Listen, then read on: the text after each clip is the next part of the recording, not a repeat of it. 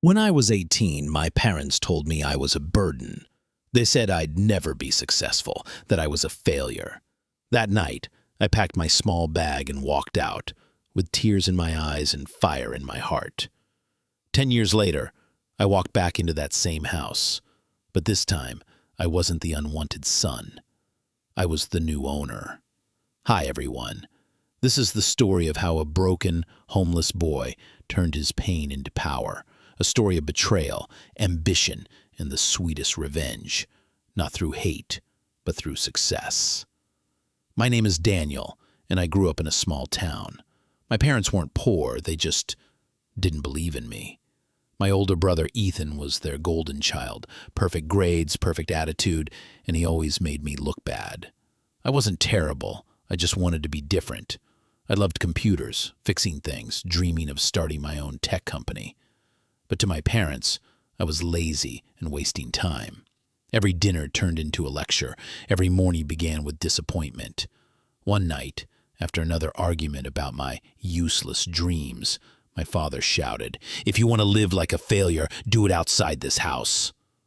My mother didn't even stop him. She just said softly, "Maybe he'll learn when he has nothing."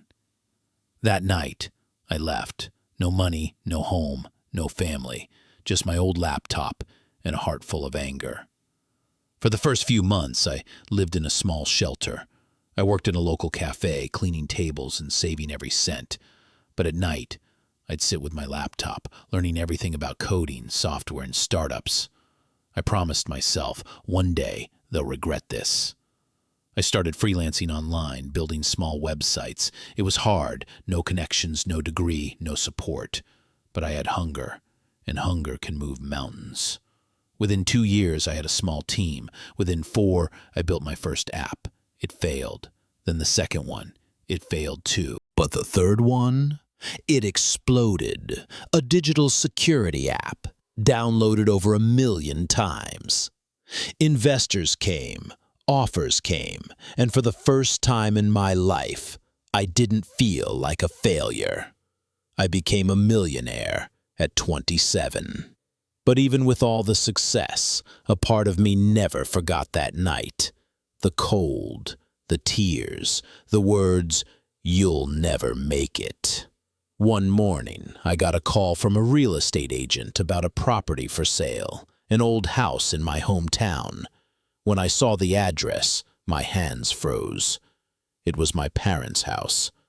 The place that threw me out was now up for sale. The agent said they were moving to a smaller home. Financial issues. I didn't hesitate. I bought it, in cash. And I told the agent, "Don't tell them who bought it." 2 weeks later, I went to visit. When they opened the door, they didn't recognize me at first. I looked different. My father's voice broke. "Daniel, is that really you?" I smiled slightly and said, "Yes, Dad. I came to see the house that I now own." Silence. My mother's eyes filled with tears. My father's pride collapsed in front of me. For a moment, I wanted to shout, to remind them how it felt to be unwanted. But instead, I said calmly, "Don't worry. You can stay here, rent-free.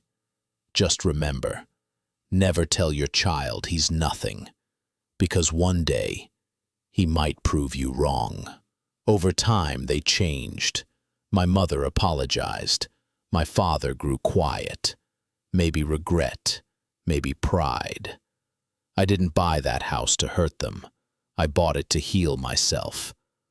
Revenge doesn't always mean destruction. Sometimes it means showing the world and yourself that you were always worth it. Now, every time I walk through that house, I don't feel anger anymore. I feel peace, because I turned their rejection into my motivation. And that, my friends, is the best revenge of all. Thank you for watching this emotional story. If you've ever been underestimated or hurt by your own family, remember, your success will speak louder than your pain. Subscribe for more emotional stories of revenge, karma, and redemption. Until next time, stay strong, stay silent, and let your success do the talking.